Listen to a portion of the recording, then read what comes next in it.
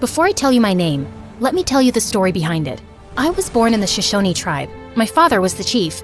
The day I was born, a big eagle flew by near my mom. She had thought the eagle would hurt her, but it didn't. The people of the tribe saw it as an omen of me being special and gave me a name that meant bird woman. But in my tribe, I was called Sacagawea. Since I was born a little before I was meant to, the entire tribe was pretty disappointed seeing how small and fragile I was. Your child, she is destined to reach great heights, go places, be invincible. You really think so? But she is small and weak. Don't underestimate her, for when she is older, she will move mountains. Well, she was right. I don't know about moving mountains, but as I grew up, I wasn't weak and fragile anymore. Actually, I was kind of a wild child. I would spend hours playing in the forest, riding horses, and just exploring the outdoors. I was fearless and brave, and I knew one day I'd make my tribe proud of me. But there was one tiny problem. I was afraid of heights. All my friends would be climbing trees and rocks, and it would always scare me. I didn't really mind. I knew I could do so many other things. But a girl, Redfeather, who was from another tribe, always made it a point to tease me about it. I knew why. It was because she had a big fat crush on my best friend Miko and hated that he cared so much for me. What kind of bird woman are you if you can't even climb a tree? Look, Miko, I can climb so high. So what? Sacagawea can ride a horse, backwards. She can catch a fish with just her hands, and she's not a show-off like you, Redfeather. Ugh, what do you even see in her? He just told you. Strength, ability, class. Now shoo off before I whoop your butt. You wouldn't dare. Oh, but I dared. In seconds, Redfeather and I were tangled like two wrestlers, but I instantly let her go when I saw my dad coming. He had told me so many times not to argue with Redfeather. Her tribe was always looking to get into a fight with ours. Once I was home, I got the lecture of a lifetime. And even though I tried to tell Dad how that witch had started it, he just wouldn't listen. Frustrated, I left the tent and sat near the river. Angry at Dad? No, not at all. I'm angry at myself for not being brave enough to climb a tree. If I could, I would have proved, hey, you don't need to prove anything to anyone. Got it? And who said you aren't brave? My love, you are the bravest girl I know. You can definitely do anything you set your mind to. Here, it's time for you to have this. Mom, why are you giving this to me? It's the most precious thing you have. No, you are my most precious thing. Saying that, she hugged me tight. After that day, I tried to steer clear of Redfeather. The girl was nothing but trouble. But one day, as Miko and I were hanging out near the big waterfall, the witch came and yanked my necklace. Give it back, now. Redfeather, I swear I'll... But before I could even finish my sentence, the witch gave me a smirk and dropped Mom's necklace down into the waterfall. I felt my blood run cold, and even though I was scared of heights, I did the unthinkable. I jumped. I felt like I was flying, and in the water, I managed to reach the necklace. When I got back up, Redfeather, Miko, and everyone else were in awe. Redfeather's dad came and made her apologize to me.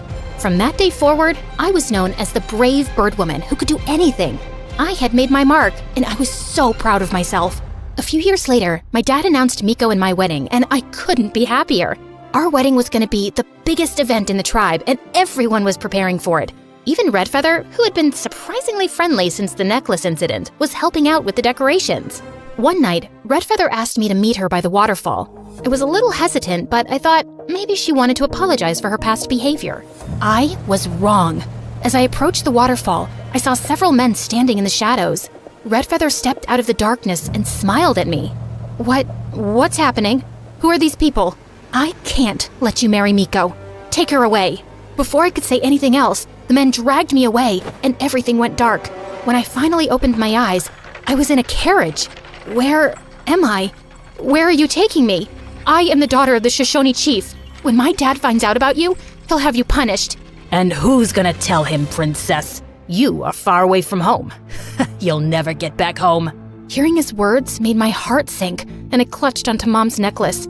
It was the only thing I had from home. We had been on the road for 7 days when one night I heard noises. There were so many people fighting. The caravan was being attacked. I was so scared. I had no idea what was happening. But then I heard a voice that spoke in a different language. It was a Frenchman. He and his soldiers had attacked the caravan and freed me. They kept talking, but I didn't understand a word. And when I spoke, they didn't understand my language either. But even with the language barrier, I knew they meant well.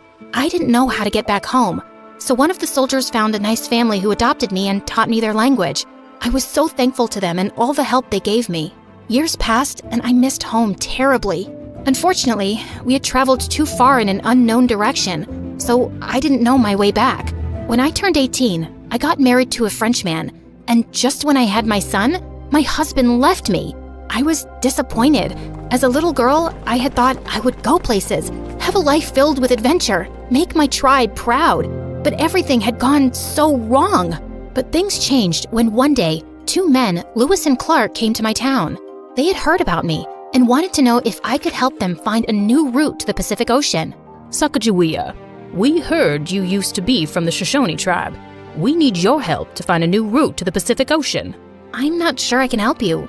I've been away from my home for many years. You don't need to worry. We have maps and guides to help you. We just need your help to navigate the terrain and communicate with the locals. That sounds like a lot of work. Why should I take up the offer? Because we're headed west. This might be your chance to get home. What? All right, I'll do it. I was so excited to be joining the expedition in April of 1805 with my newborn son tied to my back on a sling, ready to set off on the adventure of a lifetime. As we made our way along the river, I helped out in any way I could. I showed the men how to find edible roots and plants, and how to identify which ones were not safe to eat. Everyone was amazed at how much I knew, and some even joked about me being the team's official hunter. It was everything my mom had taught me. We had been traveling for months, and Lewis and Clark were always friendly to me. I realized how important the mission was for them. One day, as we were crossing a river, our boat capsized. Oh my God! Our documents and supplies! All our hard work will be gone! Quickly, I jumped into action and was able to save most of the supplies and important documents. Sacagawea, that was amazing! Oh, thank you so much for saving these. I owe you for life. It's no big deal. I'm here to help, aren't I? That you are. But your bravery needs a reward. I had thought they'd give me some coins as a reward, but when they named the river after me, I was speechless. Wow, I am so honored. Just promise us you're gonna stick around with us till the end, because I know for sure we can't finish this journey without you. I promise, I will. Our journey continued for months, and when it was summer, we stepped into a land that was familiar. I ran into the forest, and when I saw the waterfall at the end, I felt like my heart stopped. I was home. It was the land of the Shoshones. I was ecstatic. When I walked into the chief's teepee with Lewis and Clark, I was stunned to see the new chief. It was Miko. Sacagawea, is it really you? Yes, it's me. But how is this possible? We thought you were lost forever. I was taken away by some men and adopted by a nice family. Miko was filled with joy, and tears of happiness rolled down his face. He then asked Lewis and Clark to give us some alone time. He called my mom and dad, and the moment they saw me, they hugged me tight. Sacagawea, I can't believe my eyes. I am so happy to see you here. Me too. I missed my family and my tribe so much. We never knew what happened to you. We searched for you for months and months. It was then the hatred I had for Redfeather came back, and I told Miko, Mom, and Dad everything. Miko had his guards bring in Redfeather from her tribe along with her father. The moment Redfeather saw me, her face went pale and she fell on her knees in front of me. You witch! I knew you were jealous of me, but how could you stoop so low? Sacagawea, I am so sorry for all the wrong I have done to you. I am sorry. Please forgive me. I wanted to tell her no, and how could she even ask for me to forgive her? But just then, Miko declared that Redfeather would be kicked out of her tribe, or else the peace pact between our tribe and hers would be broken. To my surprise, Redfeather's father didn't hesitate a bit and agreed. I apologize for what my daughter did to you. I'm ashamed of her. It was her doing. You don't have to apologize for her. Once Redfeather left, Miko and my parents asked me to stay in the tribe, but I just couldn't. I had made a promise to Lewis and Clark. While my parents agreed to let me go, Miko was making it hard. You just came back. You can't leave now. Please, Sacagawea, stay. I will, Miko. I give you my word. Once the journey is finished, I'll come back here, to the tribe, to you. Reluctantly, Miko let me go, and I accompanied Lewis and Clark on the rest of their journey. We continued on our travels, but one day, something horrible happened. As we were passing through a thick forest, an arrow hit a tree just inches from Lewis. I was so scared and desperately wanted to help my group. I quickly grabbed my bow and arrow and ran towards the attackers. I was determined to protect Lewis and Clark, and I started shooting arrows at the attackers. One of the attackers stopped, and seeing a native woman protecting the European men, he called off the attack. You are with them? Yes, I am. They come in peace. Please, let us pass. Everything has a price. Give us something. Perhaps the necklace around your neck. Will you let us pass if I give it to you? Yes.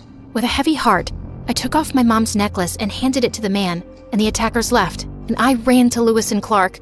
I was so relieved that no one got seriously hurt. Sacagawea, why did you give your necklace? I know what it means to you. It was precious to you. For me, my friends are more precious. Your safety means everything to me. I just did what I had to do. No, you did more than that. You saved us all. I felt so proud of myself. Finally, I had done something that my parents and the tribe could be proud of. We continued our journey and finally made it. After months of traveling, here I was, standing by the Pacific Ocean. I felt like I was in a dream. The sound of the waves crashing against the shore, the smell of the salt in the air, and the feeling of sand between my toes. It was breathtaking. I couldn't believe I was here. I had been on this journey for so long, and now I was standing at the edge of the world. I realized in that moment how much I had grown. I had gone from a scared little girl who was afraid of heights to a brave and fearless woman who had gone on an amazing journey. We stayed for a month, and when it was time to return, Lewis and Clark asked me to come with them on another expedition.